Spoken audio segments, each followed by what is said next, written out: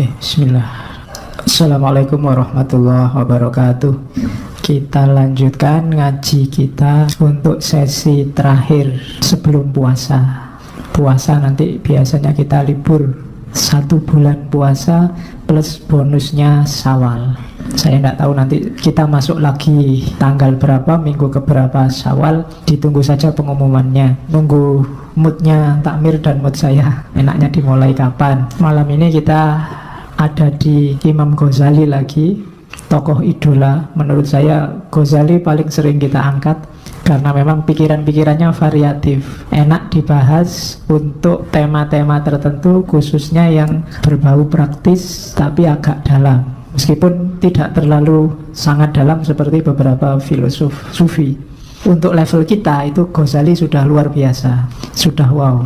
Kita ngejar Ghazali juga agak berat, tapi usahakan paling tidak ada banyak hal yang bisa kita kaji dari Ghazali. Dan saya tidak akan cerita banyak tentang setting biografisnya, teman-teman pasti sudah akrab. Jujur saja, pasca Ghazali menurut saya belum ada tokoh yang sekaliber Ghazali, yang menguasai hampir semua cabang Islamic Studies secara kritis, meskipun nanti berakhir di tasawuf, seperti kita kaji kemarin di Al-Munqidh Minad Dhalal. Bagi yang buntu nyari tema skripsi apa tesis, itu biasanya lebih gampang kamu cari Ghazali saja, tema apa saja ada. Risalah-risalahnya itu menyinggung hampir semua tema dalam kajian Islamic Studies. Coba dilihat di perpus-perpus kampus-kampus UIN, STAIN, IAIN itu, nama Ghazali mesti paling sering muncul. Sabar menurut Ghazali, marah menurut Ghazali, nafsu menurut Ghazali. Tokoh paling laku untuk dikaji.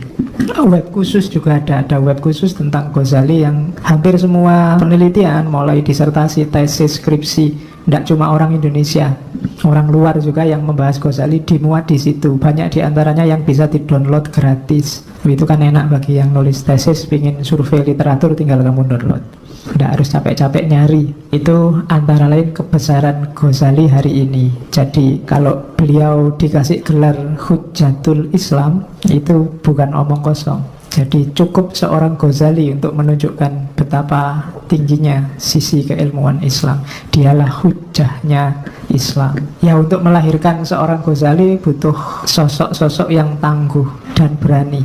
Yang jelas rajin baca, rajin nulis, rajin muhasabah, rajin tafakur. Dan susah nyari yang kayak gitu hari ini. Hari ini orang pinter dikit aja sudah pingin ceramah, sudah pingin ngasih tahu orang. Baru baca 1-2 kitab pingin menyadarkan orang, wong dia sendiri belum sadar. Ya contohnya saya, ngerti sidik-sidik sudah mau ngasih tahu orang. Dan yang kayak saya banyak, lebih parah juga banyak. Makanya ya bener memang balighu anni walau ayah, cuma ya lihat konteks, lihat situasi. Yang jelas tema kita puasa. Banyak orang yang sekarang tidak heboh lagi ketika bulan Ramadan datang. Yang heboh saya lihat hanya TV dan Facebook dan WA. Itu pun karena kamu copy paste, ada satu orang bilang mohon maaf menjelang Ramadan, terus kamu share kemana-mana, kata-katanya sama.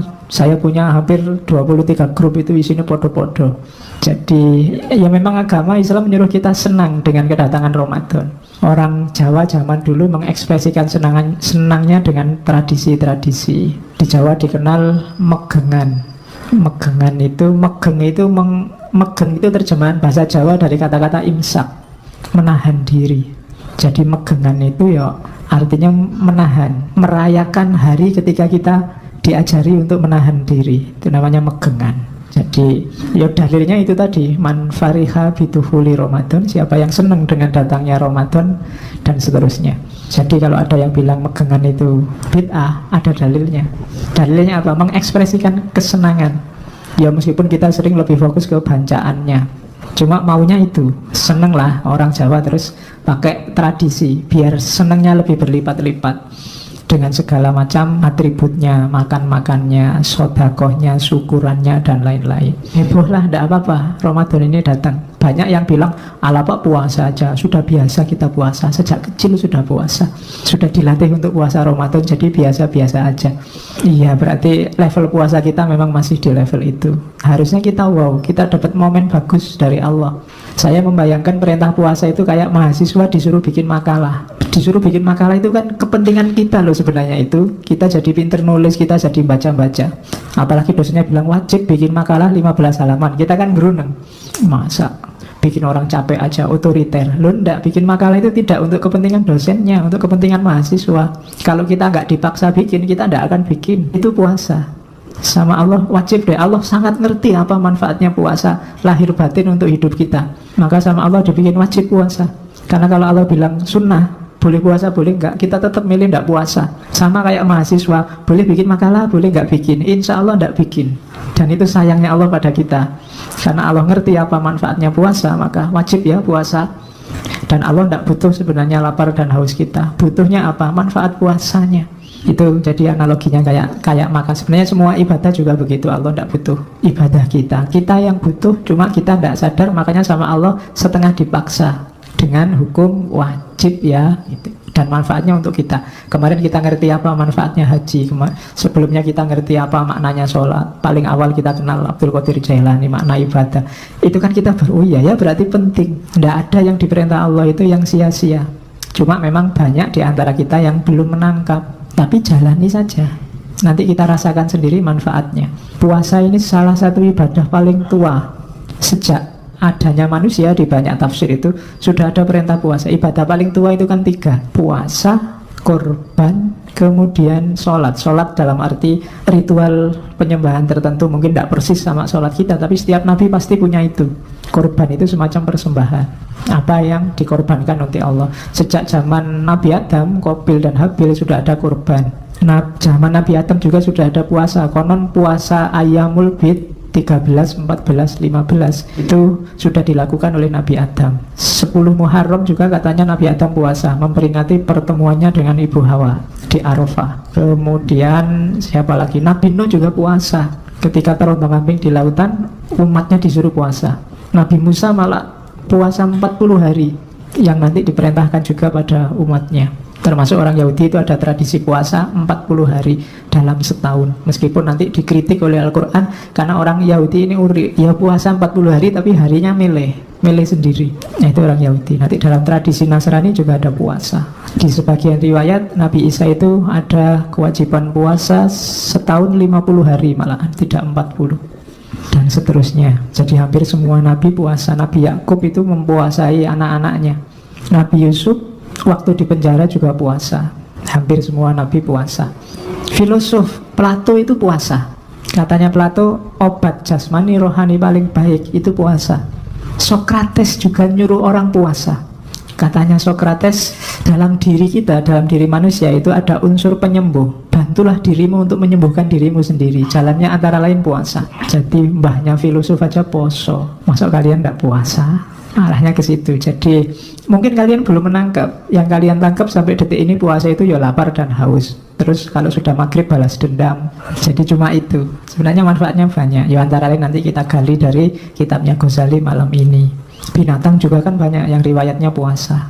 Yang paling terkenal kan kisahnya ulat yang jadi kepompong terus jadi kupu-kupu. Atau ayam yang puasa ketika dia mengerami telurnya 21 hari malahan. Apalagi ular ketika dia ganti kulit dia harus puasa. Apalagi beruang kutub waktu hibernasi juga puasa. Apalagi ikan salmon waktu dia migrasi besar-besaran yang jaraknya bisa sampai 1000 mil itu dia harus puasa biar bisa gesit. Kalau nggak puasa dia nggak bisa gerak cepat, nggak bisa nututi teman-temannya. Maka puasa bareng-bareng terus nyebrang bareng-bareng. Itu ikan salmon. Tumbuhan juga puasa, jangan salah.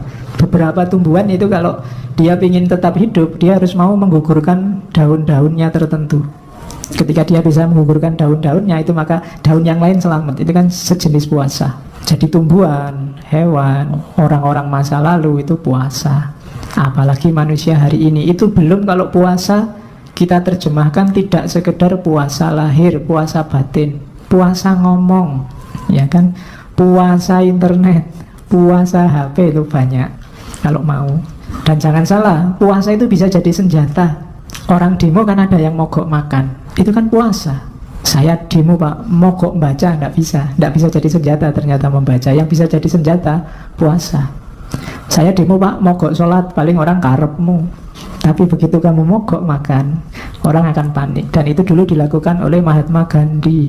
Gandhi itu kan senjatanya mogok makan. Jadi tahun 49 itu India kacau luar biasa. Orang Islam ngamuk, orang Hindu ngamuk. Indonesia hari ini masih untung, yang kelihatan ngamuk masih Islam saja. Kalau agama lain ngamuk rusak kita. Dan bunuh-bunuhan habis-habisan. Saat itu Gandhi ini tokoh terkemuka, dihargai oleh Muslim dan tokoh suci dalam agama Hindu. Makanya gelarnya Maha Atma, jiwa yang maha, jiwanya besar. Dan Gandhi deklarasi, saya tidak akan makan sebelum kalian berhenti bunuh-bunuhan. Dan akhirnya sukses puasanya Gandhi. Itu salah satu contoh bahwa puasa bisa jadi senjata. Kalau nggak percaya, misalnya bapakmu ngirim uangnya kurang, terus kamu minta, Pak ini duitnya kurang, ya sudah itu habis-habisin, ya sudah saya tak puasa aja. Kalau gitu nggak tegel mesti bapakmu. Ya nggak makan lah saya, nggak tegel mesti bapakmu. Jadi jangan salah, puasa itu kelihatan pasif, tapi sebenarnya dia bisa aktif dan revolusioner. Itu puasa. Itu diantara yang perlu kita tahu dahsyatnya puasa. Maka gembiralah kita dapat momen. Alhamdulillah kita dipaksa oleh Allah untuk puasa. Ayo kita manfaatkan 1 bulan ke depan. Kita coba dapat apa kita dari puasa. Selama ini kan kita cuma dapat lapar dan haus sama komedi di TV-TV. Besok kita cari hasil yang lain, jajal. Minggu awal dulu saya ngomong, ayo kita bikin target-target individual aja. Janji sama diri kita sendiri. Ramadan kali ini Pak, misalnya saya mau khatam sekali, kemudian nulis 1 artikel yang bagus ilmiah 1, kemudian itu target individual. Coba untuk dirinya sendiri. Ramadan kali ini Pak, tesis selesai, kemudian ngajinya beres, kemudian itu kan target spiritual juga. Janjinya sama dirinya sendiri. Nanti kalau sukses, kasih hadiah dirimu sendiri. Kalau gagal juga hukum dirimu sendiri. Kita kan jarang menerapkan ini ya.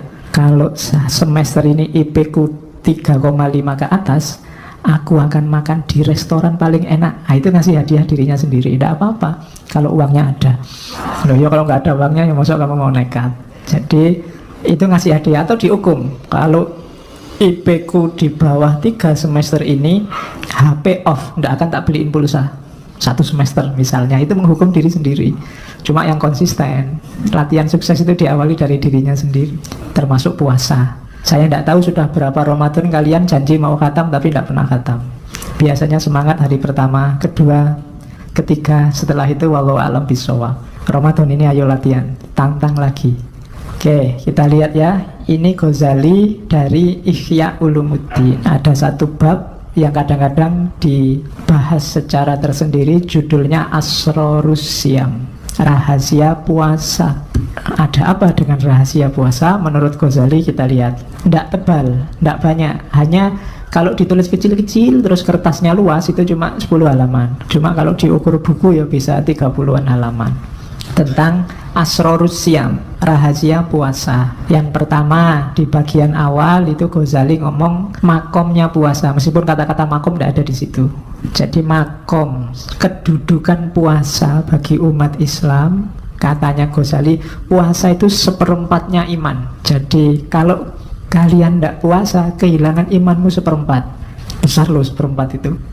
Kenapa disimpulkan 1/4? Karena ada hadis yang bilang as-saumu nisfus sobri, puasa itu setengah dari sabar. Dan hadis yang lain bilang as-sobru nisful iman, sabar itu setengahnya iman. Jadi sabar, puasa, iman itu tidak bisa dipisah. Kalau kita tidak sabar, kita kehilangan iman kita setengah. Ya silahkan dihitung hari ini kalian termasuk sabar apa enggak. Saudaramu, tetanggamu, sahabat-sahabatmu di WA, di YouTube, di Twitter, siapa yang tidak sabaran, siapa yang yang ngamukan, maka dia kehilangan setengah dari imannya. Imannya tinggal setengah. Itu kalau tidak puasa juga sudah nggak sabar, nggak puasa, imannya tinggal 1/4. Jadi as-saumu nisfus sobri, as-sobru nisful iman. Puasa itu setengahnya sabar, dan sabar itu setengahnya iman. Orang beriman harusnya sabar, dan di antara jalan untuk menemukan sabar itu puasa. Tidak cuma puasa lahir, tapi juga puasa batin. Sabar itu kan puasa batin. Kamu dicederai orang, dicaci maki orang, dizalimi orang, Sabar, itu kan puasa. Kalau kamu balas bisa. Kalau sekedar misuh kamu bisa lebih canggih. Cuma kan enggak usah lah. Itu kan puasa namanya. Kalau puasa lahir kan, kalau mau kamu bisa minum banyak tapi enggak minum. Kalau mau kamu bisa makan tapi enggak makan. Kalau puasa batin kan juga begitu. Kalau mau, kalau sekedar kamu dimaki orang, kalau sekedar maki-maki bisa 3 kali lipat lebih dahsyat daripada dia. Cuma enggak. Itu kan sabar. Jadi seorang beriman, dia cirinya antara lain sabar. Dan orang bisa sabar itu adalah orang yang mau puasa. Orang yang tidak siap puasa biasanya tidak bisa sabar. Orang tidak puasa itu apa? Yos, pokoknya apa yang ada di hatinya diucapkan begitu saja. Apa yang diinginkan diraih begitu saja, tanpa mempertimbangkan positif negatifnya. Sabar itu kan bisa sabar dari dan juga sabar untuk. Sabar dari itu atas yang menimpa dirimu. Kalau sabar untuk itu ketika kalian melakukan sesuatu. Kalau sabar untuk itu dalam agama namanya istiqomah. Tiap hari tak coba sholat duha, itu sabar untuk. Istiqomah terus sholat duha, sabar dijalani terus. Nah itu namanya sabar untuk melakukan sesuatu. Ada juga sabar dari, atas yang menimpa, atas yang kita alami, kita sabar.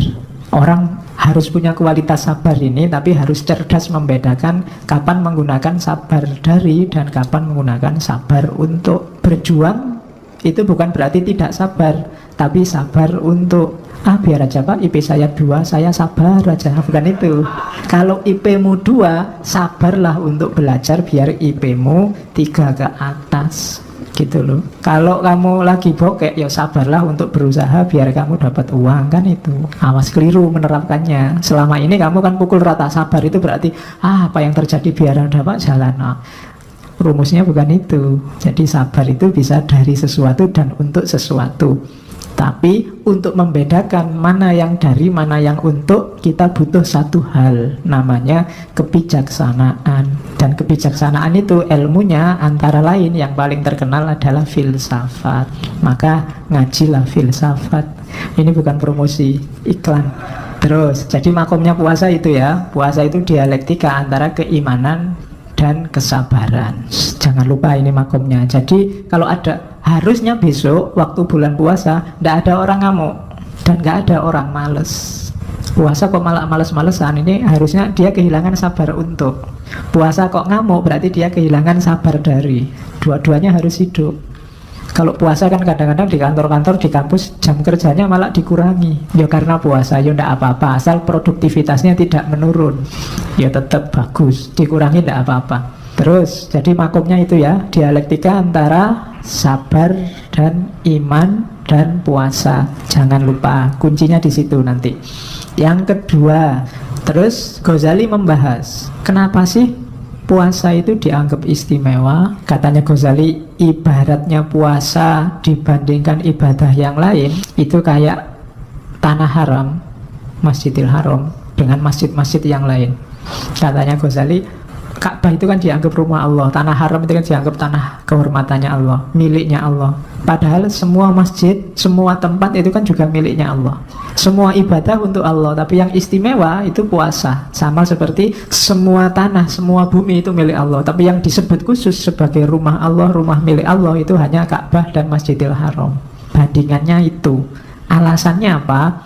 Yang pertama, puasa itu satu-satunya ibadah yang verifikasi pastinya itu hanya yang melakukan. Nggak ada orang lain tahu. Boleh ikut buka bersama, ikut sahur bersama, tapi tidak puasa kan bisa. Tidak ada orang ngerti. Kayak kamu dulu kecil itu loh. Puasa ya, masih puasa masih. Tapi nanti kalau ke kamar mandi, air 1 ciduk, ya kan? Atau pura-pura alasannya lupa. Wah lupa tadi minum, lupa kok diulangi. Kan sering dulu kita waktu kecil begitu. Yang tidak ngalami kan nggak lihat.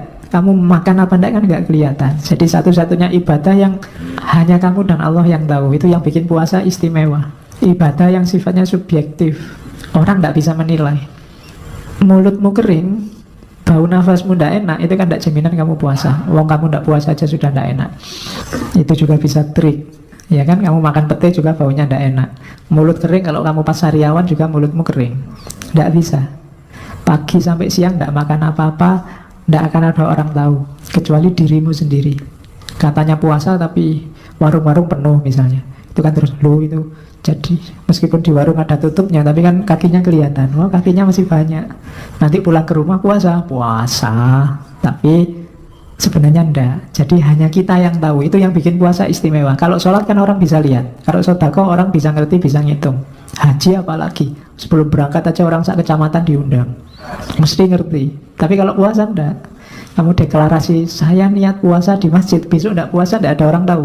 Itu istimewanya puasa. Jadi hanya yang bersangkutan dan Allah yang ngerti. Nah, itu puasa. Makanya dia istimewa. Yang kedua, katanya Ghazali, puasa adalah ibadah yang terang-terangan nantang setan, terang-terangan menyisihkan nafsu, keduniaan, hasrat-hasrat jasmaniah yang dangkal, yang terang-terangan begitu puasa. Kemarin kalau sholat kan implisit semua. Sholat itu tanha anil fasya wal mungkar, batinnya implisit, tidak kelihatan.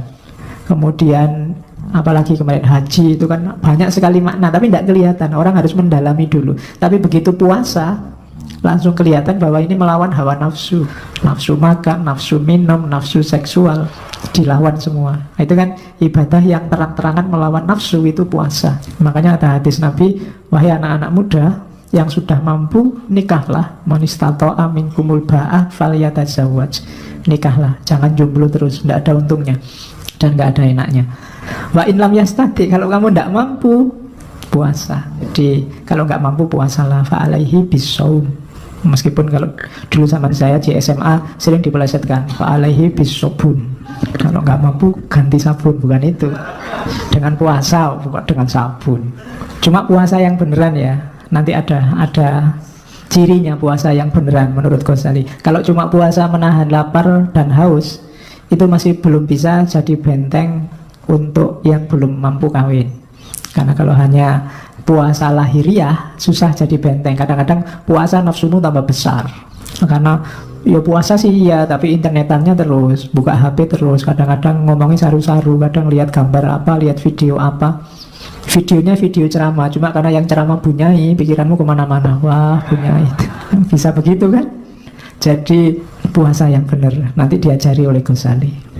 Karena puasa adalah ibadah yang secara terang-terangan nantang setan. Setan dalam dirimu sendiri khususnya, hawa nafsu. Setannya yang asli katanya dibelenggu. Cuma kan setan itu kan tidak berdaya kalau nggak kompatibel sama dimensi rohanimu. Cuma selama ini kamu tidak pernah mikir kompatibilitas itu. Jadi setan selalu cocok sama dirimu. Waktu puasa setan tidak cocok. Jadi analoginya maka dibelenggu. Dibelenggu itu bukan kok terus malaikat datang setannya dirantai terus kamu di mana ya kira-kira dibelenggunya, bukan itu. Tapi setan otomatis terbelenggu. Kenapa? Harusnya jiwanya orang puasa itu tidak nyambung sama situasi setan dan kesetanan. Cuma hati-hati kalau habis maghrib nafsumu kumat lagi, kesetanan lagi, ya kompatibel lagi, setan bisa masuk. Jadi kalau waktu siang, oh enggak kita puasa, nanti aja habis maghrib misalnya gitu. Nanti ditawari pacarnya, mas jalan-jalan lu, jangan sekarang puasa. Nanti habis maghrib kita ke mall bareng, ayo podo wae. Habis maghrib kompatibel lagi dirimu sama setannya, nyambung lagi. Jadi diinget-inget itu state-nya puasa, wilayahnya orang puasa, melenyapkan dimensi setan dalam dirimu. Saya lupa ada baca riwayat dulu, saya lupa di kitab apa ya, katanya zaman Nabi itu puasa itu hampir 22 jam. 22 jam itu berarti sahur, terus buka waktu maghrib sampai isya, setelah isya puasa lagi. Terus ada kasus Umar itu malam-malam berhubungan sama istrinya, sehingga turun ayat bahwa ya kalau malamnya Ramadan itu tidak apa-apa berhubungan sama istri. Terus dipahami, oh berarti makan juga boleh, tidak harus sampai isya. Pemahamannya seperti itu, saya lupa ada di kitab apa. Cuma ya itu, karena 22 jam mungkin lebih terjaga. Cuma mungkin Allah sayang sama kita, terus tidak apa-apa kalau malam pengen makan-makan sepuasnya juga tidak apa-apa. Cuma hati-hati yang tadi sudah dikondisikan sejak pagi, jangan dilepaskan lagi. Kalau tidak ya hasilnya balas dendam tadi. Kadang-kadang puasa itu kan keuangannya lebih banyak keluarnya dibandingkan bulan biasa. Hari-hari gini kan kamu tidak pernah mikir bikin kolak apa beli kolak. Kalau puasa mikir.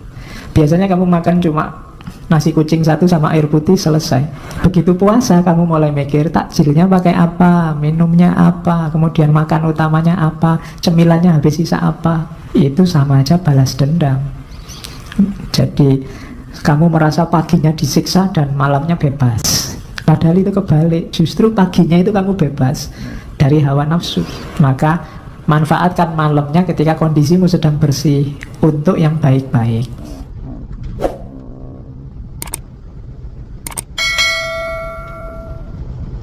Oke, terus ini banyak dalil, cuma saya comoti, saya copy paste. Ya silahkan kamu baca, ini sudah banyak disebut orang. Innas syaitona layajri min ibni adama majrodam fadoyiku majarihi bilju. Sesungguhnya setan itu berjalan dalam diri anak cucu Adam lewat jalan darah. Fadoyiku majarihi, maka sempitkanlah jalannya setan itu dengan kamu lapar. Ya paling enggak secara lahiriah, rasional itu kalau kamu lapar kan kamu nggak mikir neko-neko, yang kamu pikir makanan toh. Begitu kamu kenyang baru mikir aneh-aneh. Itu paling gampang logikanya itu. Jadi sempitkan jalannya. Sempitkan kan bukan berarti hilangkan. Masih ada setan bisa masuk. Cuma sekarang sempit karena kamu cuma mikir makanan. Ketika kamu sedang lapar, ngatasinya kan gampang kalau cuma makanan. Kalau makan kan nggak neko-neko lah. Tapi kalau mikir yang lain itu kadang-kadang bahaya. Itu mungkin maunya hadis itu. Jadi sempitkanlah jalannya. Paling enggak meskipun puasamu nggak dalam, nggak sampai batin, nggak khawasul khawas, tapi dengan kamu lapar itu sudah, pikiranmu sudah paling ke makanan. Kalau habis-habis asar ketika kamu sudah melilit itu mbok liwat ada cowok cakep apa cewek cakep, nggak minat lagi. Yang kamu pikir kolak sama es buahnya. Jadi itu antara lain. Terus sabdanya Nabi pada Aisyah, dawami qur'aba bil jannah. Teruslah, dawamkanlah, istiqomalah menggedor-gedor pintu surga. Qolat, katanya Aisyah, bimadza, dengan apa? Qala sallallahu alaihi wasallam bilju, dengan apa? Dengan lapar. Jadi kalau kamu lapar itu katanya Nabi kayak orang yang sedang mengetuk-ngetuk menggedor pintu surga. Kullu hasanatin bi asyri amthaliha ila sab'i mi'ati dhi'fin. Setiap kebaikan itu dibalas oleh Allah minimal 10 kali lipat sampai 700 kali lipat setiap kebaikan. Illa siyam, kecuali puasa. Satu-satunya yang oleh Allah nggak disebut, rahasiaku. Fa innahu li, karena puasa itu untukku, wa ana ajibi, dan aku yang akan ngasih balasan sendiri khusus. Dan hadis di bawahnya juga semacam kelanjutannya meskipun hadis yang berbeda. Innallaha ta'ala yubahi malaikatahu bisyabi al-abidi. Jadi Allah ini membanggakan anak-anak muda yang gemar ibadah, khususnya yang puasa. Kalau yang tua biasalah, orang tua kan lebih gampang kalau mau tirakat, kalau mau puasa. Ini yang dibanggakan oleh Allah yang muda-muda. Fayaqulu, maka Allah berfirman pada para malaikat, ayyuhasyab at-tariku syahwatahu li ajli, anak-anak muda yang meninggalkan syahwatnya demi aku, al-mubdhilu syababahuli, yang memperjuangkan apa, yang menggantikan kemudaannya untukku, karena masih muda biasanya masih mau senang-senang tapi lebih milih Allah daripada senang-senang. Anta indi kabakti malaikati, jadi engkau anak muda bagiku engkau kayak malaikat-malaikatku. Nah itu pujiannya Allah bagi anak-anak muda. Saya tidak tahu yang hadir malam ini masih muda apa sudah tua. Wajahnya si tua, jiwanya apalagi. Kita lihat itu hadis-hadisnya. Ini hadis paling terkenal. Lisoimi farhatani, farhatun inda iftarihi wa farhatun inda liqa'i rabbi. Orang puasa akan ketemu dengan dua kebahagiaan. Yang pertama kebahagiaan waktu buka puasa dengan kebahagiaan waktu ketemu Allah. Ini seakan-akan mau bilang orang yang puasa pasti besok akan ketemu Allah dan dirindukan oleh Allah. Dan kesenangan yang satu waktu dia buka puasa. Jadi sebenarnya buka puasa itu biasa, cuma makan. Karena ada puasanya dia jadi luar biasa. Hidup kadang-kadang butuh ini, butuh puasa dulu. Kamu belajar itu kan jenis puasa. Yang lain seneng-seneng kamu belajar, tapi yang lain tidak akan nemu buka puasa kayak yang kamu belajar tadi. Belajar menemukan buka puasa namanya pinter, nilainya tinggi. Itu tidak ditemui yang tidak ikut puasa. Ini rumus. Puasa itu kan bukan berarti kalian tidak mampu. Bisa, cuma kalian tahan. Kalau boleh, kalau mau kalian bisa beli HP paling mewah, baju paling bagus, tapi tidak, buat apa? Ini puasa. Nanti akan ada buka puasanya pasti. Jadi farhatun inda iftarihi. Terapkan ini, jadikan rumus. Kenapa orang Jawa nyuruh sering-sering tirakat? Tirakat itu meninggalkan yang nikmat-nikmat, yang enak-enak. Karena akan ada buka puasanya besok. Orang yang berjuang, orang yang mati-matian, orang yang itu kan nanti ada buka puasanya. Dibandingkan yang santai-santai, mereka tidak akan nemu buka puasa. Sama-sama makan waktu maghrib, nikmatnya beda antara yang puasa dan yang tidak puasa. Maka jadikan di antara rumus hidup kita adalah puasa. Ngaji, kalian tiap malam Kamis ikut ngaji filsafat, itu kan juga jenisnya puasa. Yang lain jalan-jalan di luar, nongkrong di mall, ngafe sama pacarnya. Kalian milih di sini, wong tidak punya pacar. Itu juga tirakat. Jadi kalau ada yang tanya, kok sampai umur sekian kok masih jomblo, mas, mbak? Enggak, ini tirakat kok. Kalau mau, gitu. Kalau saya mau, siapa enggak suka sama saya? Cuma saya tirakat aja, biar nanti buka puasa. Kan itu juga sejenis puasa loh. Kamu, saya enggak mau pacaran pak, itu juga puasa. Besok kalau dapat nikmatnya berkali lipat, iftorihi. Tapi yang sejak SMP sudah pacaran, yang-yangan, pacaran itu biasa, enggak ada rasanya. Yang dialami sama, cuma rasanya jauh berbeda, itu buka puasa. Makanya jangan sering-sering pacaran. Cukup sekali, lama terus putus. Kan biasanya itu, sekali dan lama sekali, tapi terus putus. Akhirnya kan pacarannya sama siapa, nikahnya sama siapa. Kalau ditanya jawabnya santai, bukan jodoh pak gitu. Padahal itu nangis-nangis sudah. Terus dilanjutkan, konteksnya puasa. Ngomong puasa itu tidak cuma ngomong lapar dan haus. Ayo masuk lebih dalam, katanya Imam Ghazali. Yang pertama, yang jelas puasa itu kepatuhan. Allah sendiri yang merintah secara terang-terangan loh. Ndak tedeng aling-aling kutiba alaikumusiyam, kalian diwajibkan. Maka puasa yang pertama-tama bermakna kepatuhan kita pada Allah. Segala manfaat, segala hikmahnya puasa itu di bawah kepatuhan ini. Ndak boleh dibalik. Puasa itu menyehatkan. Kalau saya sudah sehat, apa harus puasa pak? Harus tetap. Ndak bisa dibalik. Puasa itu bikin kita menahan nafsu. Saya itu tidak pernah tergoda oleh nafsu pak, berarti tidak butuh puasa. Enggak, yang pertama-tama tetap kepatuhan. Seandainya puasa tidak menyehatkan sekalipun, bikin kamu lapar, perutmu melilit, tetap harus puasa. Karena yang pertama-tama puasa itu kewajiban dari Allah. Ya kayak sholat kemarin, sholat itu tanha anil fasya wal mungkar. Pak, saya itu orang baik pak, tidak pernah fasya wal mungkar, berarti tidak butuh sholat toh pak? Tetap butuh sholat. Kenapa? Itu kepatuhan. Bukti bahwa kita percaya pada Allah, pada Rasul. Jadi yang pertama-tama itu tidak pakai argumen apa-apa. Baru kalau kita sudah patuh, kita rinci manfaatnya apa, hikmahnya apa, biar lebih mantap kepatuhan kita.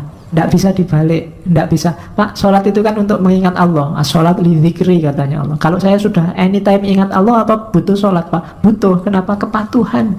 Jadi yang pertama-tama ibadah itu kepatuhan. Baru terus kita cari hikmahnya, manfaatnya, rahasianya. Itu biar ibadah kita semakin mantep, biar kita sadar bahwa Allah tidak pernah nyuruh sesuatu yang sia-sia. Tapi itu belakangan, setelah nilai kepatuhan, termasuk puasa. Terus yang kedua, pelatihan, riyadhah. Jadi puasa ini semacam short course 1 bulan.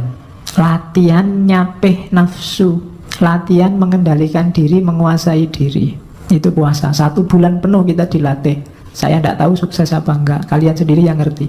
Jangan sampai short course hanya tinggal short course, seminar hanya tinggal seminar. Harus fokus pada hasilnya, biar besok benar-benar merayakan Idul Fitri, kembali fitrah. Jadi latihan terus. Dalam puasa usahakan, saya bilang tadi ada target-target spiritual, riyadhah. Ya yang nomor 1, latihan nafsu. Berani nggak misalnya khusus 1 bulan Ramadan besok pak, saya buka WA hanya setelah maghrib sampai isya misalnya. Saya buka WA hanya kalau mau tidur pak misalnya. Atau saya tidak akan lagi posting tentang yang dunia-dunia pak 1 Ramadan ini. Saya ngomongnya akhirat aja misalnya. Ya tidak apa-apa, itu kan latihan pelan-pelan. Jadi silahkan bikin target sendiri, riyadhah, bikin pelatihanmu sendiri. Ya latihan utamanya memang melawan hawa nafsu. Semoga sukses. Yang ketiga, puasa adalah pengorbanan, persembahan. Persembahkanlah rasa laparmu, persembahkanlah rasa hausmu, persembahkanlah perjuanganmu untuk Allah. Jangan untuk yang lain. Jangan untuk, pak lumayan pak ada puasa 1 bulan, bisa diet gratis, lumayan bisa menurunkan berat badan. Enggak. Persembahkan puasamu untuk Allah. Dimensi pengorbanan. Semua ibadah itu persembahkan untuk Allah. Bahkan kalau kamu sholat kan ada Yang di doa iftitah itu kan inna sholati wa nusuki, sholatmu, ibadahmu, bahkan hidupmu dan matimu persembahkan untuk Allah.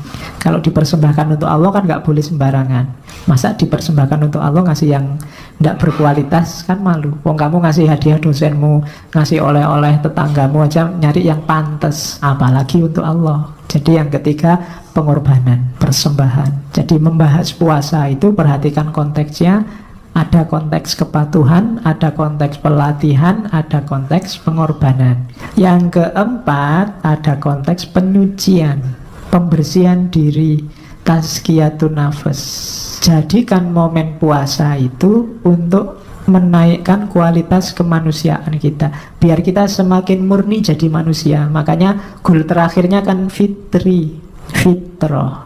Jadi harusnya besok hari terakhir puasa kita jadi orang yang cerah karena kita sudah fitrah. Jadi dimensinya penyucian lahir dan batin. Kemudian dimensi puasa yang kelima itu perjuangan, jihad dan mujahadah. Contoh mujahadah, jihadun nafas yang paling kelihatan itu puasa. Di situ kita berperang, perang paling besar. Kan Nabi bilang, habis perang Badar Nabi bilang kita kembali dari perang kecil menuju perang besar. Perang besar apa? Mengalahkan diri sendiri, antara lain lewat puasa. Terus yang keenam, keikhlasan. Satu-satunya puasa yang dimensinya ikhlas, karena yang hanya Allah yang tahu itu puasa, satu-satunya ibadah yang ikhlasnya bisa murni tanpa terkontaminasi hal-hal lain itu puasa. Kalau orang sudah lillahi ta'ala puasa, mungkin tidak ada orang tahu. Kalau sholat kelihatan, kusuk tidak kusuk kelihatan, tapi kalau puasa tidak kelihatan, seperti dijelaskan di depan. Terus yang terakhir, baru puasa itu bisa masuk ke level hikmah dan iktibar. Kalau ada orang bahas puasa dari segi kesehatan, itu level hikmah dan iktibar. Puasa dari segi harmoni sosial, itu level hikmah dan iktibar. Dari puasa kita bisa mengambil pelajaran apa, itu hikmah dan iktibar. Dari puasa kita peka secara sosial, itu hikmah dan iktibar. Level terakhir dari puasa. Jadi ternyata puasa konteksnya banyak, dimensinya banyak, otomatis manfaat dan dampaknya juga banyak. Itu cerdasnya seorang Ghazali. Kalau kita mikir sendiri mungkin tidak nyampe ke sini. Kita kan ngertinya cuma pokoknya puasa itu menahan lapar, haus, dan hubungan seksual, itu toh. Di luar itu tidak nyampe. Pokoknya itu sama khataman Al-Quran, itu pun nggak sukses-sukses.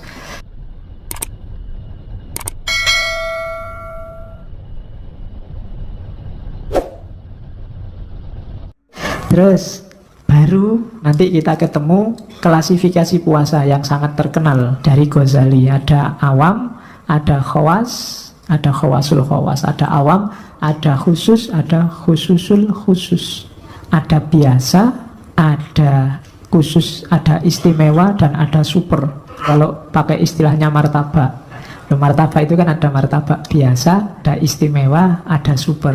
Yang satu telurnya satu, yang satu telurnya dua, yang terakhir telurnya 3, 4 kelihatannya, saya lupa satunya apa.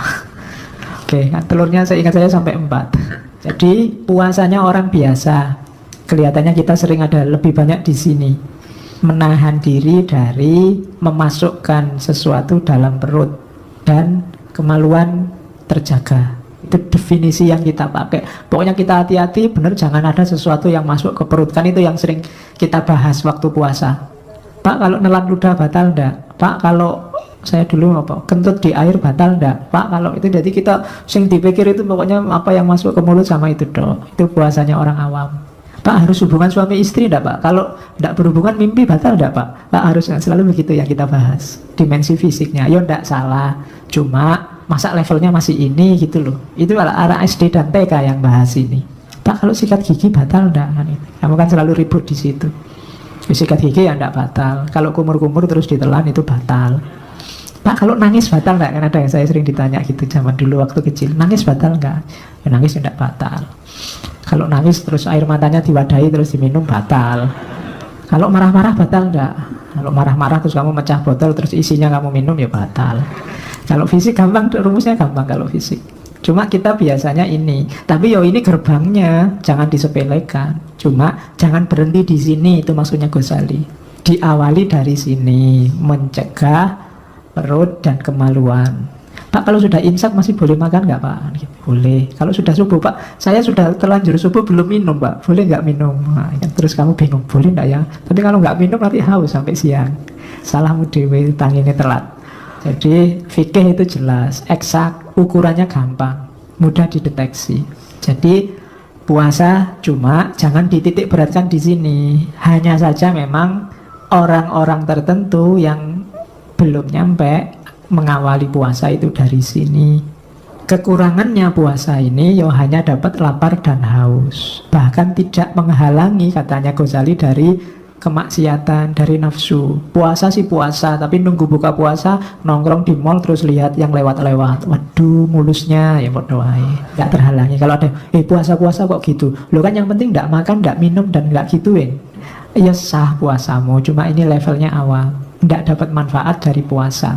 Puasa sih puasa, tapi nanti lihat TV mulai pagi sampai sore, kan nggak dosa Pak? Ya ndak, ya waktumu habis sia-sia, tidak dapat manfaatnya puasa. Oke, lihat puasanya sih puasa, tapi tiap hari depan HP, otek-otek HP, nggak pernah berhenti di situ. Kalau diingetin, Mas kok HP-an terus, oh ini ngaji, ini dianggap pura-puranya ngaji, padahal ya enggak. Jadi puasanya orang awam. Kalau masih hanya memperhatikan mulut dan semua lubang biar tidak kemasukan sesuatu, itu puasanya orang awam. Kalau puasa kok yang dibahas buka puasa terus, sama puasanya orang awam, sibuk. Besok bukannya apa ya? Besok lusa bukannya apa ya? Masjid yang paling enak takjilnya apa ya? Kan ada toh yang survei, enak di sana. Alah kalau di sini cuma teh sama jajan, sana ada makannya. Oh sana lebih seru lagi, lauknya nggak cuma teh. Nah itu berarti kalau kamu sibuk di situ, ya ndak salah, wong gratisan. Ya, kapan lagi, ya kan? Kalau swadaya kan paling kamu ngangkring. Ini ya, ada kesempatan makan enak 1 bulan, gratis. Akhirnya itulah yang terjadi. Level puasanya nggak naik-naik. Level puasa awam. Sekarang kan di mana-mana ada buka bersama gratis. Kalau kamu jeli, kamu bisa makan enak banyak. Cuma ya masuk levelnya itu. Puasa kita sudah mahasiswa S1, S2, jangan-jangan ada yang S3, masih mikir takjilan. Terus jadi level lebih tinggi dari awam adalah puasa khusus. Kalau puasa khusus itu puasanya awam tapi plus, masih memperhatikan fisik, cuma bukan cuma mulut sama kemaluan, tapi juga mata dan semua anggota tubuh yang lain. Itu orang khusus. Mata tidak lihat yang maksiat-maksiat, telinga nggak dengerin yang tidak penting, yang jelek-jelek, tangan tidak melakukan sesuatu yang tidak berguna apalagi menyakiti orang lain, kaki tidak bergerak, tidak membawa diri kita ke tempat yang sia-sia apalagi membawa pada kemaksiatan. Itu orang khusus yang dipuasakan fisiknya seluruhnya dari melanggar perintah dan larangan Allah. Itu puasanya orang khusus. Jadi orang khusus itu waktu dia puasa tidak cuma mikir yang penting dia tidak makan, tidak minum, tapi matanya juga dia jaga, telinganya dia jaga, tangannya dia jaga, kakinya dia jaga. Ya kayak saya ceritakan tadi, tidak lihat yang tidak penting, tidak lihat yang mulus-mulus, tidak lihat yang bikin dosa, tidak lihat yang bikin kamu bilang astagfirullahaladzim itu. Ya mau lihat apa? Kamu kan sering lihat astagfirullah itu kalau semester 1, kalau semester 6 alhamdulillah. Tidak lihat yang gitu-gitu, itu orang khusus biasanya. Tangannya juga tidak usil, tidak menyakiti orang. Tanganmu itu kan sering menyakiti orang, tapi kamu nggak sadar. Ketika kamu mejet-mejet HP, mejet-mejet untuk dikirim via WA yang isinya bikin orang sakit hati, itu kan tanganmu sedang menyakiti orang lain. Nah itu waktu puasa usahakan jangan deh. Ya benar temanmu itu masih jomblo, tapi tidak usah tiap hari kamu sendiri. Piemblo, enggak lah. Sementara waktu puasa libur lah. Wong ya sesama jomblo pakai mengejek. Jadi puasa khusus. Usahakan seluruh anggota tubuh kita juga puasa. Telinga juga tidak usah dengerin yang tidak penting. Gosip yang tidak perlu. Gunakan strateginya Socrates. Kalau ada temanmu ngajak gosip, kamu tanyai dulu dia.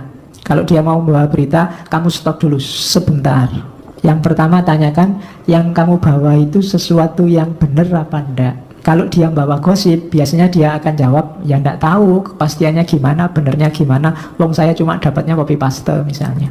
Itu yang pertama, filternya. Yang kedua, tanyakan lagi, oke lah seandainya itu benar, kira-kira Ada manfaatnya enggak? Kamu kasih tahu padaku. Itu filter kedua. Kalau enggak ada ya sudah. Yang ketiga, tentang hal yang baik enggak? Mungkin benar ada manfaatnya saya tahu, tapi tentang hal yang jelek. Untuk waktu puasa, latihanlah enggak dulu. Kalau ada temenmu posting yang sekiranya itu pasti fitnah, itu hoax, atau kamu enggak bisa memastikan kebenarannya, mending enggak usah dibaca dulu dan enggak usah didengarkan dulu sementara, sampai kamu yakin atau ada konfirmasi bahwa itu baik dan benar. Nah, ini puasa khusus namanya. Dan juga enggak usah mencium yang enggak penting-penting. Saya enggak tahu contohnya gimana mencium. Ya kalau mungkin kamu jalan-jalan di mall, kamu hembus-hembus, wah parfumnya wangi sekali. Kayak kemarin waktu haji, orang dilarang pakai parfum. Karena bau parfum itu kan bisa membangkitkan imajinasi macam-macam. Nah itu antara lain mungkin gunanya kita menjaga hidung. Hidung itu kan selain membau juga, sok-sok juga buat mencium. Kan ada beda antara membau sama mencium. Kalau puasa ya mending libur dulu ciumnya, nanti kalau sudah buka puasa. Jadi puasa khusus. Kalau awam hanya mulut sama kemaluan yang dijaga. Kalau khusus tidak cuma itu, semua anggota tubuh dijaga. Jangan sampai maksiat. Nah, bahasa ceramahnya begitu. Jangan sampai melakukan dosa kecil-kecil. Ya Allah itu maha pengampun. Cuma kalau disepelekan, kan banyak cerita dosa kecil padahal orangnya baik membawa ke neraka. Amal baik yang kecil padahal selama ini orangnya jahat membawa ke surga. Pelacur menolong anjing bisa masuk surga. Loh itu kan susah. Pelacurnya sudah dosa besar, yang ditolong itu anjing. Padahal anjing itu kalau lewat di sini kamu lempari pakai batu sampai tewas. Gara-gara ini loh seorang pelacur bisa masuk surga. Itu kan karena Allah berkenan. Ada ulama besar melakukan kejahatan kecil masuk neraka karena Allah tidak berkenan. Kan ada cerita, mungkin setengah anekdot. Ada kiai yang pulang kondangan karena jamuannya tongseng kambing, pulangnya dia selilitan. Apa? Ada di giginya keselip bekasnya daging, susah diambil. Sambil jalan ada pagernya tetangganya dipotong dikit-dikit, dibuat tusuk giginya, dibuat itu terus dibuang. Gara-gara kayu kecil ini dia terhalang masuk surga gara-gara selilit. Malaikat, dosa saya ini kiai enggak, kamu melakukan dosa yang bikin Allah enggak berkenan, disuruh mampir dulu di neraka. Kena hanya gara-gara selilit kecil, hanya gara-gara tusuk gigi kecil. Maka hati-hati, latihannya antara lain puasa. Kadang-kadang kita kan menyepelekan amal-amal jelek karena kita anggap kecil. Alah pak, kita kan friend pak, enggak apa-apa, sekali-sekali dikerjain enak kan. Kita sering gitu sama temen.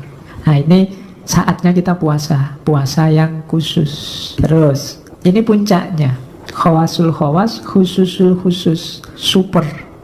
Katanya Ghazali, yang bisa masuk ke level ini itu yang jelas anbiya, siddiqin, orang-orang siddiq, aulianya Allah. Orang-orang ini ndak cuma fisiknya, ndak cuma mulut dan kemaluan, ndak cuma semua anggota badan, tapi juga hati dan batinnya. Kalau tadi menjaga mata dari melakukan maksiat, kalau khawasul khawas, niat melihat yang maksiat saja ndak, niat saja untuk mendengarkan yang jelek-jelek ndak. Kalau dia merasa berniat yang jelek-jelek tadi, dia merasa puasanya batal. Itu khawasul khawas. Kalau orang khusus tadi kan pokoknya jangan sampai jalan-jalan di mall niat yang tidak pantas. Begitu ada begitu ada keinginan, orang yang ini ditahan, wong ini sedang puasa. Ini orang khusus. Tapi orang khawasul khawas ingin saja ndak. Kalau ada keinginan itu muncul, dia merasa puasanya rusak. Ini khawasul khawas. Jadi levelnya dia sudah sangat terjaga.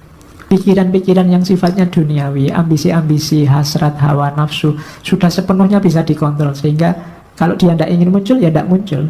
Bahkan hanya rasa ingin saja. Itu orang-orang khawasul khawas, para nabi, para siddiq, para aulia.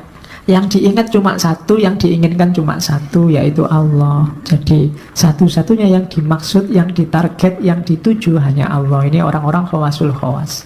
Kesibukannya satu-satunya hanya Allah. Ini khawasul khawas. Yang duniawi tidak muncul sedikit pun ke permukaan. Jadi saatnya yang jasmani ditinggalkan oleh orang khawasul khawas. Sudah sepenuhnya ditaklukkan. Itu khawasul khawas. Kalau yang khusus tadi masih diperjuangkan. Kalau khawasul khawas sudah menang dalam perjuangan itu dan tidak ganggu lagi yang jasmania. Sisa yang rohania. Nah ini khawasul khawas. Puasa yang nyampe di level ini adalah puasanya para nabi. Pingin saja ndak. Nah, itu kalau kalian sudah nyampe makom ini berarti kalian sudah wali. Terbersit di hati aja ndak. Jangankan nyontek, jangankan pingin nyontek saja ndak muncul di batinnya. Jangankan curang, ingin curang saja ndak pernah ada niat. Kalian kan sering begitu, wah ini ada HP keleleran nih, kalau tak curi bisa loh ini sebenarnya. Nah, itu muncul keinginan, meskipun nggak dilakukan. Punya teman kok nggak pernah open sama barangnya, ini ditinggal, ini kalau tak ambil dia nggak akan tahu ini. Itu kan muncul pikiran jahat, pikiran jelek. Kalau orang khawasul khawas ini pikiran jelek semacam itu aja nggak muncul. Kalian lihat ada cewek lewat atau cowok lewat, kan kadang pikiranmu jelek meskipun hanya di pikiran. Ah itu kayak gitu, seandainya kan, seandainya. Orang khawasul khawas seandainya nggak muncul. Kalian kan masih membayangkan. Nah, pikiran itu kan dahsyat. Yo, mungkin mata bisa merem, tapi pikiran tidak bisa. Mata bisa ditutupi, pikiran tidak bisa. Kalian lihat orang bercadar saja kadang-kadang kan sudah ditutup, tinggal matanya saja kalian masih bisa. Itu kalau dibuka kira-kira kayak gimana ya? Itu kan pikiranmu yang mau, matamu sudah nggak bisa menjangkau, bang sudah dicadari. Tapi pikiranmu yang ingin membuka. Apalagi yang tidak pakai baju. Oh enggak ya, kalau tidak pakai baju nggak kamu pikir uang sudah dibuka. Jadi khawasul khawas, gagasan, pikiran jelek, pikiran jahat, hasrat duniawi tidak muncul. Muncul ada enggak? Kalau tadi yang di khusus muncul tapi ditahan. Kalau yang di awam tidak ditahan kecuali yang mulut sama kemaluan. Nah itu bedanya awam, khusus sama khususul khusus. Ya kalau bisa paling tidak kita khusus lah. Syukur-syukur bisa khususul khusus. Untuk bisa khususul khusus kita harus sukses di level khusus, di level khawas. Jadi ini hierarki yang harus kita lewati step-stepnya. Setelah sukses di awam kita naik kelas jadi khusus. Mungkin perjuangan kita hari ini itu. Kalau sudah sukses terus-terusan di khusus kita akan naik kelas lagi. Kalau kita taklukkan terus niat jelek, keinginan maksiat, lama-lama kalau bahasanya Pierre Bourdieu jadi habit. Kalau sudah jadi habit, muncul saja enggak. Dia masuk ke bawah sadar dan dia kontrol kehidupan sadar kita bahwa yang kayak gitu jelek, maka muncul di kepala saja enggak. Nah itu khawasul khawas. Jadi biasakan diri kita dengan yang baik-baik, biasakan berjuang menaklukkan yang jelek, nanti diri kita akan terbiasa. Jangan mudah memaafkan dirimu yang melakukan kesalahan. Biar dirimu tetap peka terhadap kesalahan. Manusia itu kan punya tabiat itu, pembiasaan itu kadang membahayakan. Nggak jasmani, nggak rohani. Jasmanimu itu, misalnya kamu pusing, itu kalau kamu cueki, pusing pertama rasanya pusing sekali, kamu cueki mungkin pusing kedua nggak terlalu sakit lagi. Lama-lama pusing itu jadi biasa dan mungkin lama-lama nggak jadi sakit. Itu yang jasmani. Yang rohani juga begitu. Sekali kamu bohong, mungkin bohong pertama rasa bersalahnya luar biasa. Bohong kedua sudah turun banyak, mungkin tinggal 80% rasa bersalahnya. Masih tetap punya rasa bersalah. Bohong ketiga tinggal 50%, bohong keempat tinggal 20%. Lama-lama bohong itu menurutmu biasa, tidak ada rasa bersalah sama sekali. Bahkan mungkin ada satu titik ketika kamu tidak bohong, kamu heran sendiri. Mungkin pas kamu bohong, aneh ya, aku kok bisa jujur ya, mungkin bisa begitu. Nah itu jiwamu itu begitu. Kamu kan sering lihat orang, wah tidak mungkin saya nyampe ke makom itu. Sebenarnya kamu mampu, cuma kamu nggak membiasakan dirimu sehingga kamu underestimate. Bisa. Orang zaman dulu itu ada yang puasa aja sampai 40 hari dan nggak cuma 40 hari, 40 malam. Dan bisa. Kalau kamu tak tanya, kuat nggak puasa 40 hari, 40 malam? Mesti kamu jawabnya cepet, yo mati pak. Kan mesti gitu. Loh, orang dulu itu banyak yang gitu, puasanya 40 hari, 40 malam dan sukses. Dulu Arya Kamandanu itu dapat ilmu begitu. Sandiwara Radio. Nggak, coba dilihat ilmu-ilmu kejawen itu. Nenek moyang kita itu bisa ada puasa 40 hari 40 malam. Kalau Nabi Daud kan sehari puasa sehari enggak. Jadi khawasul khawas. Caranya pembiasaan batinmu. Kalau melatih fisik itu relatif lebih mudah, tapi melatih batin itu prosesnya harus agak panjang karena membiasakan. Terus itu kalimatnya Ghazali. Jadi orang-orang khusus itu kalau muncul hasrat duniawi, dia merasa berdosa dan puasanya batal. Itu orang khawas. Bahkan kalimatnya Ghazali, barang siapa tergerak pikirannya dengan memikirkan bahan buka puasanya pada siang hari, niscaya dituliskan satu kesalahan padanya. Karena yang demikian itu termasuk kurang percaya dengan karunia Allah dan kurang yakin dengan rizki yang dijanjikan. Jadi orang khawasul khawas itu mikir kok, kira-kira nanti maghrib aku buka apa ya, itu dianggap batal sudah. Apalagi kamu, kira-kira saya buka apa ya Pak, bisa buka enggak ya nanti ya. Nah itu dianggap batal. Kamu enggak percaya sama Allah, dianggap meragukan. Emangnya Allah enggak bisa, emangnya Allah enggak mampu ngasih kamu buka puasa. Nah, itu orang khususul khusus. Jadi hidupnya 100% hanya tentang Allah, oleh Allah, dan untuk Allah. Itu kelompok khawasul khawas. Jadi dia tidak mikir nanti buka puasa hari ini di masjid mana, besok di masjid mana. Jalan aja waktu buka puasa, kok pasnya di Kolombo ya di Kolombo, kok pasnya di Suwada ya di Suwada. Ya memang sengaja jalan ke sana. Oke ya. Jadi pokoknya tidak usah mikir nanti buka makan apa, minum apa waktu puasa. Melecehkan Allah, apalagi bisa buka ndak, itu menistakan Allah. Kamu bisa dilaporkan ke pengadilannya malaikat. Ya emangnya Allah ndak mampu begitu gitu loh. Jadi ndak usah mikir nanti minum apa. Sekarang boleh karena belum puasa. Mikir minum dulu. Kamu kan nggak dapat, saya masih dapat. Jalur yang harus kita tempuh, katanya Ghazali, untuk menuju puasa ranking tertinggi khawasul khawas ada 5. Yang pertama yang harus diperhatikan khusus, mata. Jangan menatap segala yang jelek, tercela, dan dimakruhkan. Makruh saja ya, belum haram. Yang menghalangi orang ingat pada Allah. Makruh itu berarti sebenarnya boleh, cuma lebih baik jangan. Itu yang kita jaga pertama. Itu untuk menuju puasa khawasul khawas. Jagalah mata kita untuk tidak lihat yang jelek-jelek, yang tidak pantas, yang tidak ada gunanya. Bahkan yang makruh juga jangan. Makruh itu sebenarnya boleh kita lihat, tidak masalah, cuma mbok sebaiknya jangan. Yang makruh itu mungkin segala yang bisa membuat kita lupa pada Allah. Misalnya, apa wis, kamu main game, kebetulan HP-mu ada game baru. Yang ini bikin kamu lupa. Terus, wah lumayan level 1, level 2 lumayan. Atau kamu lihat serial, lah, mumpung puasa Pak. Kan enggak apa-apa tuh Pak, lihat TV, mumpung saya punya serialnya Naruto lengkap ini Pak. Itu kan boleh, cuma sebaiknya jangan wong kita sedang puasa. Kita jaga mata yang pertama, nyari yang lebih manfaat. Ya kalau nggak ngaji ya baca buku lah yang sekiranya bermanfaat. Atau kalau lihat TV, lihat yang bermanfaat, yang ada hikmah dan ilmunya. Lu lihat film apa aja kan ada hikmahnya Pak. Ya kamu ngerti sendirilah mana yang boleh kamu lihat, mana yang jangan kamu lihat. Oke, terus yang kedua setelah mata, tolong perhatikan lidah. Lidah hari ini tidak selalu omongan yang ada kata-katanya. Omongan dalam bentuk tulisan juga tergolong lidah. Hari ini banyak sekali orang yang tidak bisa menjaga lidahnya dari mencaci maki dan menyakiti orang lain. Coba kamu lihat komentar-komentar di berita-berita politik itu, hampir semuanya isinya menjelek-jelekkan. Nah, itu sama dengan tidak bisa menjaga lidah. Hati-hati. Dan juga menjaga telinga dari mendengar yang makruh. Makruh aja tidak boleh, apalagi yang haram. Ya mendengar yang tidak boleh itu kan misalnya mendengar desahan yang harusnya nggak kamu dengar. Contohnya ngono. Jadi tidaklah mendengar orang gosip, menjelek-jelekkan temannya, itu juga mbok jangan. Mau lagi puasa.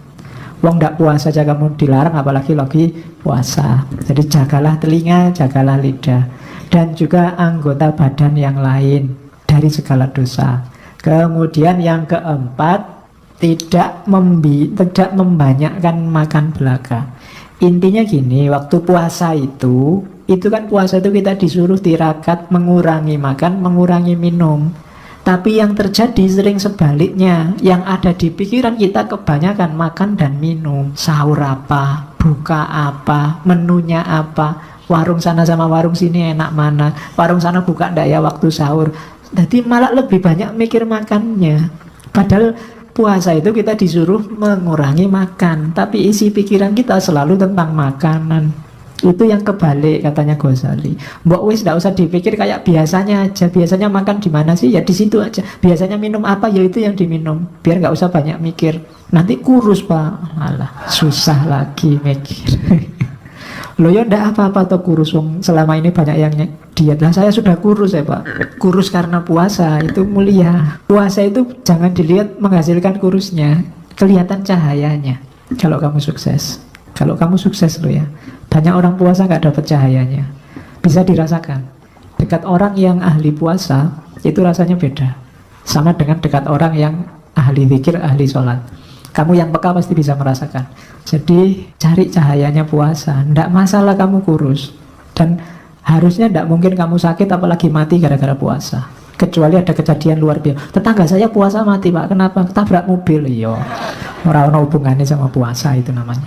Puasanya nggak mungkin bikin kamu sakit, bikin kamu bikin kamu mati. Cirinya orang khawasul khawas untuk menuju ke sana, ciri paling puncak adalah hatinya. Orangnya selalu hati-hati, khawatir terus. Khawatir apa? Takut puasanya nggak diterima. Mau mikir yang dunia aja sudah, jangan nanti puasaku nggak diterima, Allah nggak berkenan. Mau yang jelek-jelek nggak usah. Itu ciri orang menuju khawasul khawas. Hati-hati, khawatir. Puasanya rusak, bukan cuma sah. Kalau sah itu gampang, mulut dan kemaluan tadi terjaga sah. Cuma rusak pahalanya, hilang manfaatnya, kehilangan manfaat puasa. Nah, ini orang-orang khawasul khawas. Dia mati-matian berusaha tidak kehilangan ini. Itu khawasul khawas. Tidak sekedar puasanya sah, tapi puasanya berkualitas.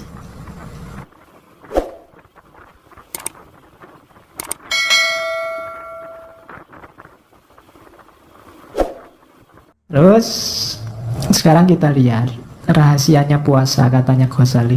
Gini loh, manusia itu kan derajatnya di atas hewan. Kenapa? Karena dia punya akal. Kemudian cuma dia di bawah malaikat. Kenapa? Karena dia punya hawa nafsu. Asumsi premis pertama itu. Maka harus hati-hati. Jadi manusia itu derajatnya di atas hewan dan di bawah malaikat. Terus hati-hati kalau dia, kenapa harus puasa? Puasa itu memerangi hawa nafsu. Kenapa tidak harus diperangi? Karena kalau hawa nafsu ini menguasai, dia jatuh ke level hewan. Nah, kalau dia bisa menaklukkan hawa nafsu, dia naik kelas ke level malaikat. Kenapa harus naik kelas Pak ke level malaikat? Bukan berarti jadi malaikat. Malaikat itu makhluk yang sangat dekat dengan Allah. Kalau manusia naik ke level malaikat, berarti dia ada di posisi yang dekat dengan Allah. Itu diantara rahasianya puasa. Kenapa berarti kita diwajibkan oleh Allah berpuasa? Itu sebenarnya Allah ingin dekat sama kita. Cuma ada penghalangnya, yaitu nafsu. Hawa nafsu yang menghalangi kita bisa dekat sama Allah. Maka oleh Allah kita diwajibkan puasa, biar kita bisa menaklukkan hawa nafsu, sehingga kita naik kelas ke level malaikat. Dan ketika kita di level malaikat itulah kita dekat sama Allah. Itu rahasianya puasa, katanya Ghazali. Mirip kayak sholat kemarin kan. Sholat juga menunjukkan kerinduan Allah pada kita, sehingga kita dipanggil untuk menghadap. Haji kemarin juga begitu. Allah memanggil-manggil kita, sehingga kita bilang labbaik Allahumma labbaik. Jadi ibadah-ibadah yang kita bahas 1 bulan ini menunjukkan cintanya Allah pada kita. Allah menunggu-nunggu balasan cintamu padanya. Itulah logikanya puasa. Jadi dalam perintah puasa tersembunyi cintanya Allah padamu. Ada penghalangnya ya. Kalau kamu sedang pacaran sama pacarmu, kok ada yang menghalangi, orang ketiga, kan ini harus disingkirkan dulu biar kamu bisa dekat berdua. Ya kalau ada temanmu datang kan penghalang, suruh pergi, suruh beli apa yang jauh, apa suruh, ya kan logikanya begitu. Jadi biar kamu bisa dekat dengan yang kamu cintai. Kecuali kamu memang tidak cinta, kamu lebih milih nafsu, lebih milih teman yang ganggu tadi dibandingkan pacarmu, itu alamat selingkuh berarti. Dan Allah sangat benci diselingkuhi. Ya, sakitnya kan di sini kalau diselingkuhi itu, ya kan? Kamu aja diselingkuhi pacarmu kan, ya marahnya bisa, apalagi Allah. Sudah segalanya diberikan untukmu, alam semesta diperuntukkan bagimu. Kamu disuruh menguasai, mengelola. Maka kita diangkat jadi khalifahnya. Betapa cintanya Allah pada kita. Dicarikan jalan biar kita sering ketemu dengannya. Kita dikasih sholat, dikasih zakat, disuruh haji, termasuk hari ini disuruh puasa. Itu menunjukkan Allah sangat cinta pada kita. Cuma kita sering cuek, kehilangan esensi dari ibadah. Itu yang dikritikkan oleh Ghazali pada kita. Puasa kita lebih banyak puasa awam, sehingga hakikat puasa yang menaklukkan hawa nafsu ini tidak ketemu. Karena tidak ketemu, akhirnya kita tidak jadi dekat sama Allah. Allah sudah nunggu-nunggu, kita nggak jadi nyampe. Betapa kecewanya. Nah itu logikanya begitu puasa itu. Jadi ketika kita sedang puasa, ingat-ingatlah bahwa kita sedang dicintai Allah, kita sedang ditunggu oleh Allah untuk mendekat padanya. Maka perbanyak ibadah, perbanyak ngaji. Asiklah, mesralah sama Allah. Sudah nggak ada yang ganggu, ngaji juga libur kok. Tenang aja, nikmati 1 bulanmu sama Allah. Oke, dalam puasa kan komplek, kamu bisa sholat, bisa ngaji, bisa macam-macam, semuanya termasuk zakat kan ada juga dalam bulan puasa.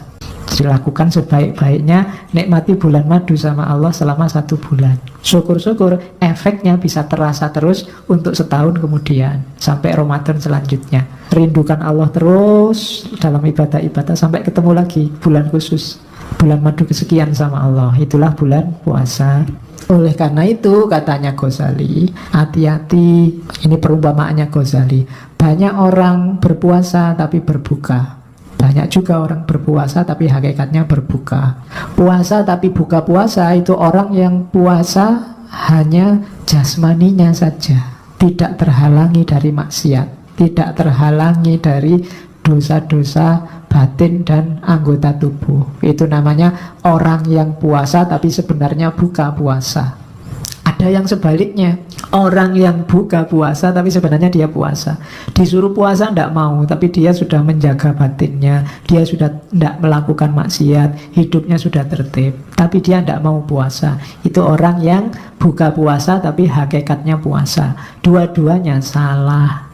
Ibaratnya katanya Ghazali, itu saya nulisnya belum lengkap, orang yang puasa tapi tidak menjalankan ibadah batinnya, tidak terhalangi dari nafsu dan maksiat, itu kayak orang wudhu, airnya sudah diusap-usapkan ke tubuh, sudah diulang-ulang 3 kali, tapi dia masih belum wudhu beneran, belum membasuh katanya Ghazali, masih hanya cuci muka. Jadi belum ketemu esensinya wudhu. Sama orang yang sudah tidak makan, tidak minum, tapi masih melakukan maksiat, puasa batinnya belum jalan. Itu ya kayak orang wudhu tapi sudah ketemu air, sudah diusap-usap 3 kali tapi masih belum dibasuh. Sebaliknya nanti orang yang tidak puasa, buka puasa tapi sebenarnya puasa. Orang yang sudah ngerti syarat rukunnya wudhu juga sudah dibasuh 3 kali tapi tidak ada niatnya untuk wudhu, sama aja nggak ada nilainya. Jadi harus lahir dan batin. Puasa itu tidak boleh batin saja atau lahir saja. Sholat tidak boleh ingat saja tanpa ada aktivitas syar'i sholatnya. Puasa tidak boleh lapar dan haus saja. Haji nggak boleh rame-rame saja. Nama lainnya umroh haji kan sekarang wisata religius. Kok jadi wisata sekarang? Harusnya kan itu ibadah, tapi sekarang jadi wisata religius. Paketnya macam-macam. Ada yang habis umroh terus bonus rekreasinya ke Hong Kong. Jeleknya cuma 1, kok saya nggak bisa ikut? Bayarnya mahal-mahal. Oke, jadi umpamanya itu ibadah puasa yang hakikatnya tidak puasa, atau tidak puasa tapi hakikatnya puasa. Dua-duanya keliru. Terus targetnya puasa kayak di ayat itu takwa memang. Orang yang puasanya sukses setelah Idul Fitri dia jadi orang fitrah, ciri hidupnya cuma 1, yaitu takwa. Kalau menurut Ghazali takwa itu dari akar katanya punya sekaligus 3 makna. Yang pertama takut, haibah, orang takut itu jadinya hati-hati. Yang ketiga taat, yang kedua taat, yang ketiga hatinya suci dari dosa. Ciri paling gampang, silahkan dilihat sendiri ayatnya, di situ sudah ada. Jadi orang yang puasa itu nanti setelah puasanya sukses, setelah Idul Fitri, dia harusnya jadi orang yang hati-hati hidupnya, tidak sembrono lagi.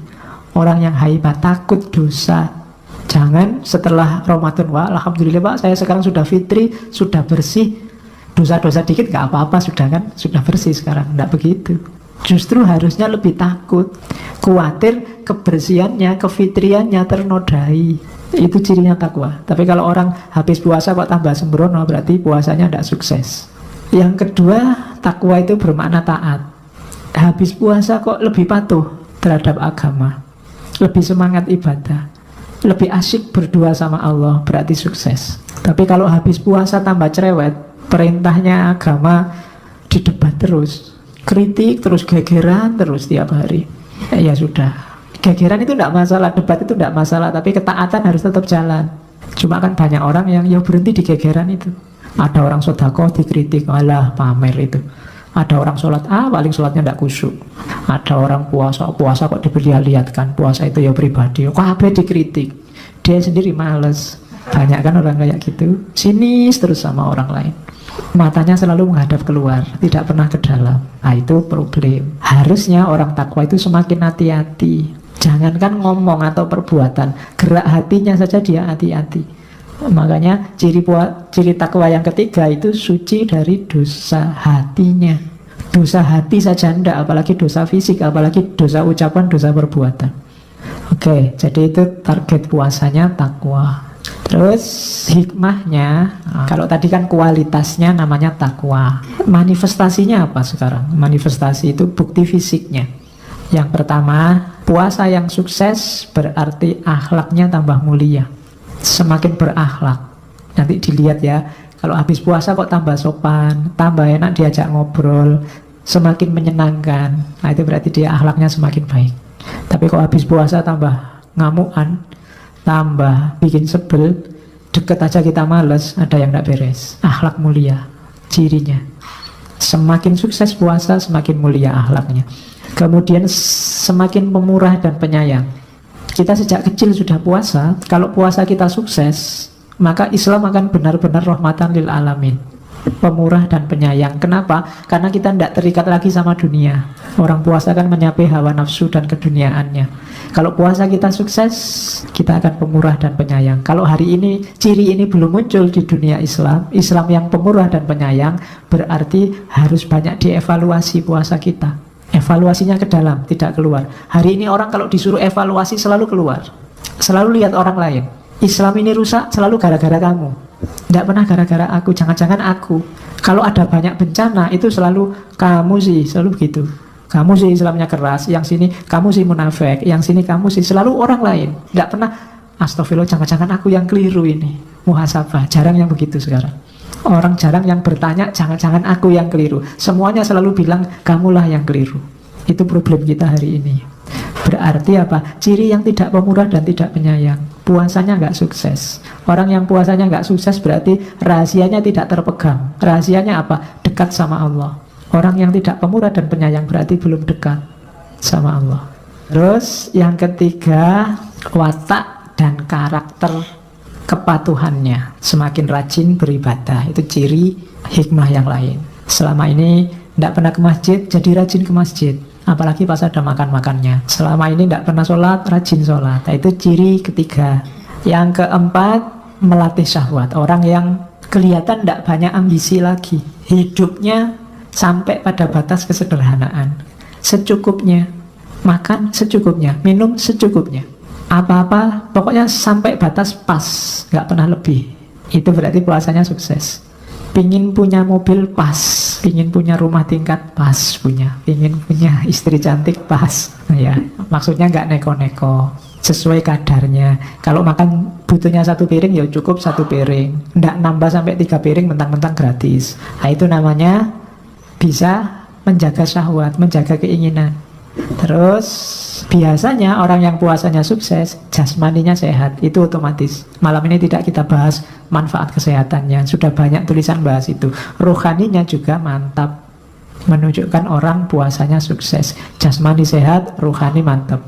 Ya nanti kita evaluasi, bukan evaluasi orang lain, kita evaluasi diri kita sendiri. Kira-kira puasa kita sukses apa enggak? Puasa bikin kita jatuh cinta sama Allah apa enggak? Semakin baik perilaku kita, akhlak kita, semakin pemurah apa enggak? Kita bisa evaluasi ke dalam. Oke, terus ini terakhir. Kalimat bagian-bagian akhir dari Asrorus Syam. Fa'idzan qad dhahara anna likulli ibadatin zahiron wa batinan wa kisron wa lubban wa likisriha darajatun walikulli darajatin tobakotun fa ilaikal khiyarah al-an fi antakna'a bil kisri anil lubabi au tatahayyaza ila ghimari arbabil albab. Katanya Ghazali, faidan kodzoharo, jadi teranglah sekarang annalikulli ibadatin zohiron wa batinan, bahwa bagi setiap ibadah ada aspek lahir dan aspek batin, wakisron waluban, dan juga ada kulit, ada isi. Walikisriha darajatun, dan kulitnya ada beberapa tingkatan. Walikulli darajatin tobaqatun, dan di setiap tingkatan ada level-levelnya. Fa ilaikal khiyar wal'an, maka silahkan engkau pilih sekarang fi antakna'a bil kishri anil lubabi, apakah cukup dengan kulit saja tanpa isi, atau engkau ceburkan dirimu dalam tingkatan-tingkatan isi. Jadi katanya Ghazali, ibadah itu ada lahirnya, ada batinnya, ada kulitnya, ada isinya. Dua-duanya penting. Cuma sekarang pilihlah, kamu milih kulit saja tanpa isi atau isi dan tingkatan-tingkatannya. Kalau milih isi otomatis lewat kulit.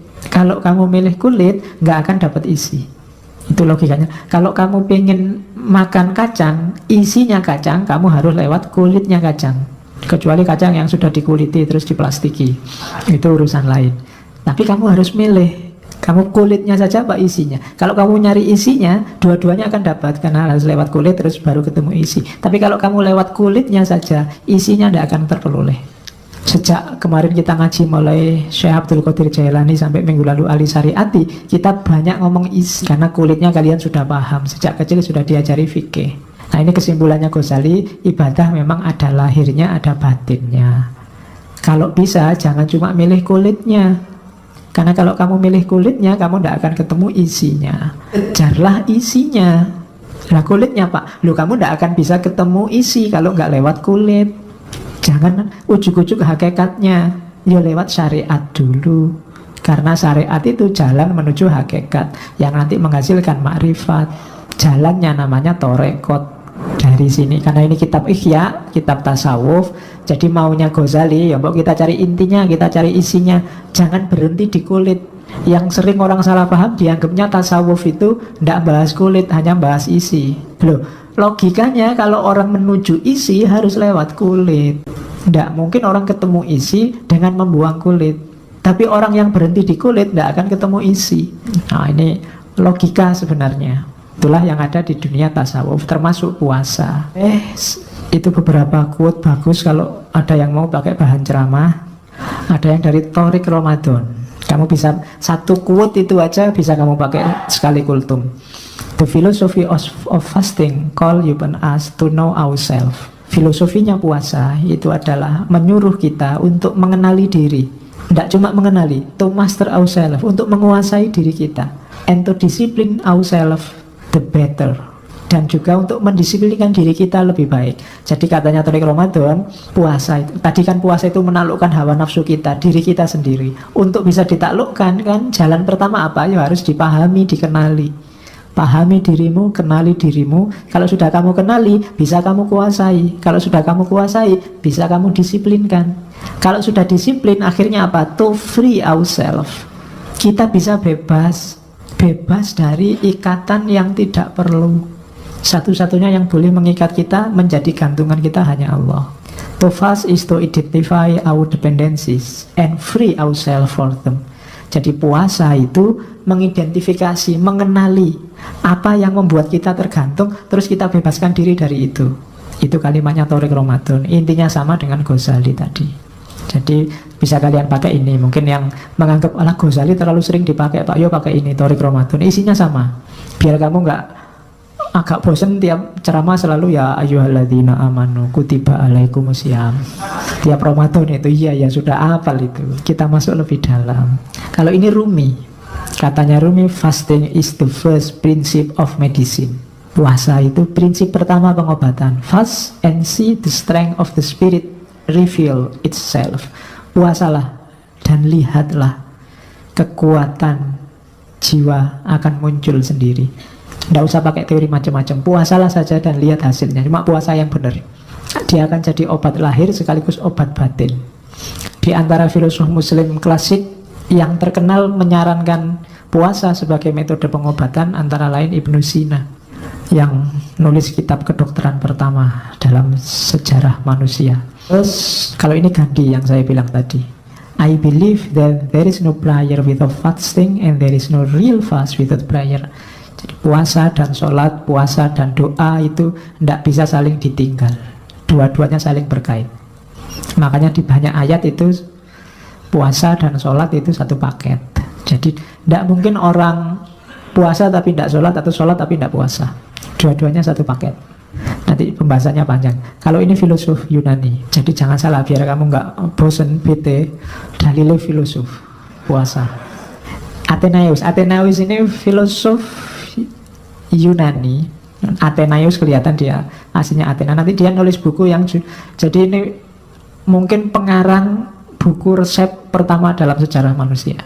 Resep makanan. Cuma dia nulis buku, kalau diterjemahkan bahasa Indonesia judulnya Perjamuan. Cuma jangan dikira resepnya kayak hari ini isinya tip and trick, tapi filosofinya juga banyak. Fasting cure disease. Puasa itu menyembuhkan penyakit. Dries up bodily humors. Mengeringkan, membersihkan dari kesenangan-kesenangan jasmania. Put demons to flight. Nyingkirkan setan. Orang puasa itu setan gak kerasan. Karena disuruh ini gak mau, disuruh itu gak mau, wong sedang puasa. Get rid of impure thought. Pikiran yang tidak murni akan pergi. Makes the mind clearer and the head purer. Membuat pikiran tambah jelas, hati tambah jernih. The body sanctified. Tubuh tersucikan.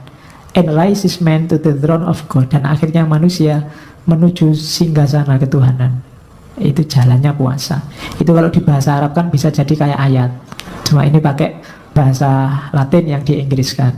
Ini idola kita Plato. Katanya Plato, I fast for greater physical and mental efficiency. Kalau kalian merasa drop mental maupun fisik, puasalah. Itu sarannya Plato. Bagi yang merasa bete, jenuh, sumpek, ndak bisa move on, puasalah. Itu sarannya Plato, poso. Rasakan efektivitasnya untuk hidupmu. Ya paling tidak kamu akan melupakan masalahmu dan mikir bahwa kamu sedang lapar. Paling tidak itu. Tapi ada lebih besar manfaat yang lain. Ya, Plato nggak ngomong panjang-panjang, pokoknya aku puasa untuk greater physical and mental efficiency. Jadi bisa dibayangkan orang kayak Plato juga menuju puasa. Oke, ini terakhir biar ada dalilnya, ini hadis dari Nabi. Nggak tak tulis Inggrisnya, Arabnya aja, bahan kultum lagi.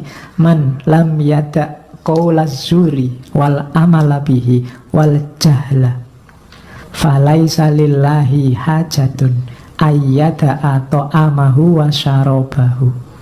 Abu Hurairah. Barang siapa yang tidak bisa meninggalkan kata-kata kotor, kata-kata tidak penting, kata-kata konyol, wal amalabihi, apalagi melakukan hal-hal kotor, hal-hal tidak penting, hal-hal jelek, wal jahla, dan jahla itu tidak tahu, cuek, peduli amat, falaisa lillahi hajatun, Allah tidak butuh ayyada atau amahu wasarobahu, Allah tidak butuh lapar dan hausmu. Itu tekanannya Nabi. Jadi yang dipuasakan jangan cuma mulut dan kemaluannya, tapi juga qaulazur, alamal bihi wal jahla. Perhatikan, jangan ngomong yang jelek-jelek. Makanya tadi ayo kita puasa yang benar, yang tidak cuma meninggalkan makan dan minum. Itu wanti-wantinya Nabi.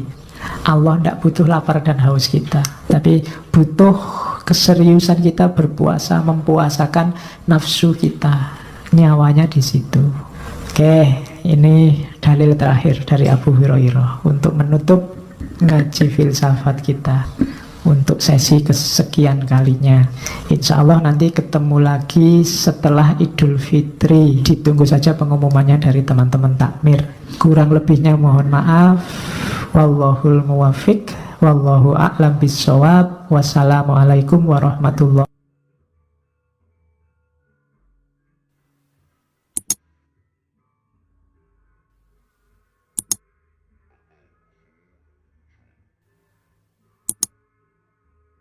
Oke teman-teman, jadi itulah reaction ngaji kita bersama dengan Dr. Farudin Faiz ya teman-teman, yang mana ini adalah ngaji filsafat di channel kita ini, dan ini adalah ngaji filsafat yang keberapa di channel ini dan teman-teman.